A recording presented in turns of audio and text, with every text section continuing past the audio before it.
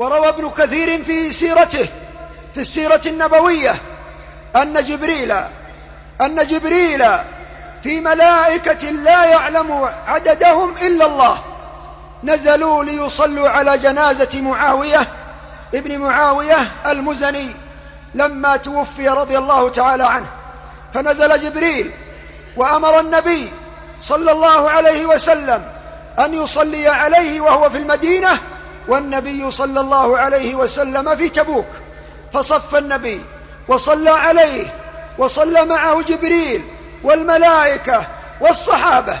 فلما سلم من صلاة الجنازة قال جبريل: ألا تسأل عن هذه المنزلة لمعاوية ابن معاوية المزني؟ قال: بماذا يا أخي جبريل؟